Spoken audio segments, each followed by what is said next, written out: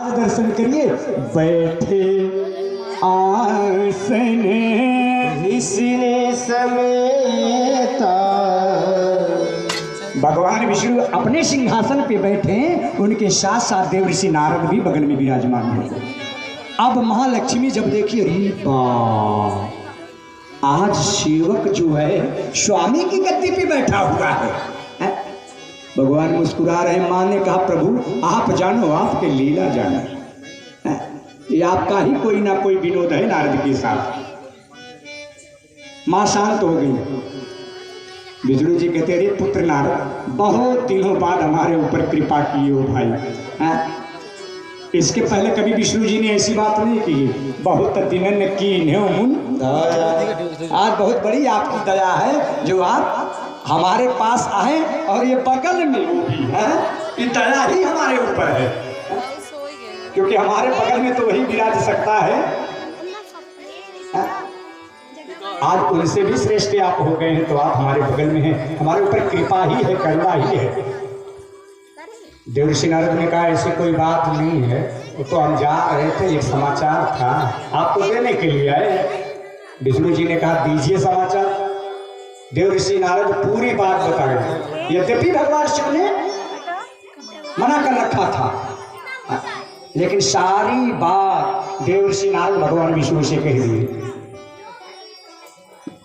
जब सारी बात बताए तो भगवान विष्णु विचार करने लगे, मेरे पुत्र के अंदर अहंकार का बीज अंकुरित हो रहा है। देव ऋषि नारद कह के चले गए, जा रहे हैं, और इधर भगवान विष्णु विचार कर रहे हैं, हमारा पुत्र है, हमारा पुत्र है, इसके अंदर अहंकार का बीज अंकुरित हो रहा है। कहीं एक अंकुरित हुआ बीज धीरे धीरे धीरे धीरे धीरे धीरे वृक्ष ना बन जाए। अहंकार रूपी फुंसी जिसको कहते, छोटी सी, अब फुंसी को समय पे इलाज नहीं किया गया तो धीरे धीरे वो बड़ा स्वरूप लेगा, फोड़ा बन जाएगा, और उसके बाद भी यदि उस पर ध्यान नहीं दिया तो धीरे धीरे फोड़ा जो है कैंसर का स्वरूप धारण कर लेगा, तो इलाज हो जाएगा, उसका इलाज होने वाला नहीं है। भगवान विष्णु विचार करते हैं, ये अहंकार रूपी अभी फुंसी इसके अंदर निकली है, तो ठीक समय पे मैं इसका ऑपरेशन कर दूं, नहीं तो हमारा पुत्र है, हमको दुख होगा, किसी को क्या होगा। देव ऋषि नारद जा रहे हैं आकाश मार्ग से। इतने में एक दिव्य नगर की रचना भगवान विष्णु अपनी माया से किए। नगर समझिए या उसको अस्पताल समझ लीजिए। उस अस्पताल के सर्जन हुए शीलनिधि राजा। दिव्य नगर की रचना किए, और उस नगर के राजा हुए शीलनिधि और विश्व मोहिनी नाम की, जो भगवान की माया है। वास्तविक कुछ नहीं है, ना नगर असली है, ना शीलनिधि असली है, ना वो विश्व मोहिनी असली है, सब भगवान की माया है। देव ऋषि नारद उसी आकाश मार्ग से आए थे, तो नगर नहीं देखे। आज जा रहे हैं तो भगवान की माया से ग्रसित हुए हैं। देख रहे हैं क्या बड़ा सुंदर नगर है, ढोल नगाड़े बज रहे हैं, उत्कंठा थी। पहुंच गए सभा में। शीलनिधि राजा तो इसी क्षण का इंतजार कर रहे थे, आए देव ऋषि नारद। गए, आसन पे बिठाए, और अपनी पुत्री विश्वमोहिनी को बुलाए। देव ऋषि नारद के चरणों में विश्वमोहिनी ने प्रणाम किया। शीलनिधि राजा ने निवेदन किया, मुनिवर, हमारे तो जन्म जन्मांतर के पुण्यों का उदय हुआ है, जो आप जैसा त्रिकालदर्शी महात्मा आज हमारे नगर में आया है। मेरी बिटिया का विवाह है, इसकी हस्तरेखा देख के बताइए, इसका वर्णन कौन करेगा? जो इसको पति मिलेगा वो कैसा होगा? देव ऋषि नारद कहने के कारण जैसे ही विश्वमोहिनी का हाथ पकड़े, हस्तरेखा देख रहे हैं। एक बार हस्तरेखा देखते हैं और एक बार विश्वमोहिनी के स्वरूप को देख रही। ये तो गजबे लिखा है। लिखा क्या था? जो यह बरई अमर सोई होई, जो इस कन्या से विवाह करेगा वो क्या होगा? अमर होगा। समर भूमि नहीं जीत न को, उसको समरभूमि में, रण क्षेत्र में उसके ऊपर कोई विजय नहीं प्राप्त कर सकता। देखिए, अहंकार से ग्रसित है। उसमें लिखा है जो यह बरे, जो भी इस कन्या का वर्ण करेगा वो अमर होगा।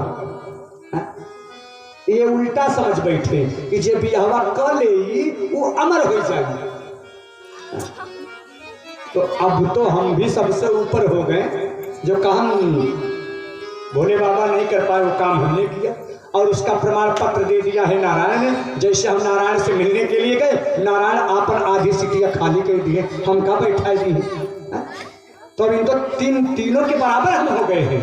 एक की कमी थी का पत्नी नहीं थी, बस अमर नहीं था। इस कन्या से विवाह कर लेंगे तो हम भी अमर हो जाएंगे।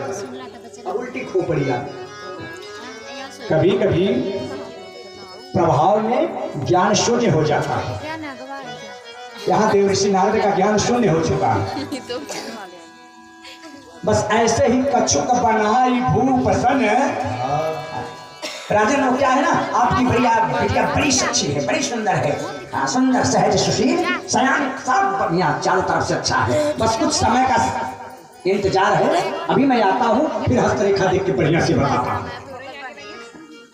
वहां से निकले विचार कर रहे हैं जल्दी से इस कन्या से मैं विवाह करूं। विवाह करूंगा कैसे, उसके लिए सुंदर स्वरूप की आवश्यकता पड़ेगी। अब सुंदर स्वरूप कहां से ला? बाबा बैरागी हैं, जटाजूट वाले हैं, कोई सुंदर स्त्री सुंदर कन्या हमारे से तो विवाह करने वाली नहीं है। इसके लिए सुंदर स्वरूप की आवश्यकता पड़ी। वहां नारायण की याद आई कि भगवान विष्णु जैसा हितैषी मेरा संसार में कोई नहीं। अब चल के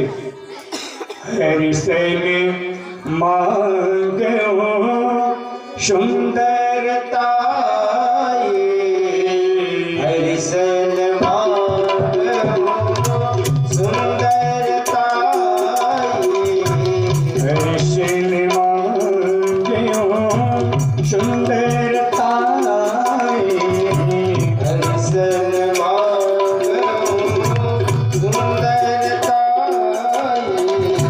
जात गहर हुई है अति भाई, जात गहर हुई है अति भाई। प्रभु से चलूंगा उनका स्वरूप मांगूंगा। अब देखिए दर्शन करिए, इतना बढ़िया स्वरूप है। जिसका पुत्र संत हो जाए, जिसका पुत्र भगवान का भगत हो जाए, उसकी 21 पीढ़ी इधर और 21 पीढ़ी उधर तर जाती है। देवर्षि नारद संत है, उसके बाद भी विचार कर रहे हैं मुझे सुंदर स्वरूप चाहिए। जो स्वरूप भगवान ने दिया है उस स्वरूप से संतुष्ट नहीं है। हमारी आपकी भी यही दशा है। भगवान ने जो कुछ हमको दे दिया उससे हम संतुष्ट नहीं है। परमात्मा ने शरीर दिया, संतुष्ट नहीं है। परमात्मा ने बीवी बच्चा दे दिया, हम संतुष्ट नहीं है।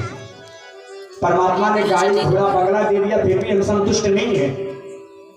क्यों? क्योंकि हम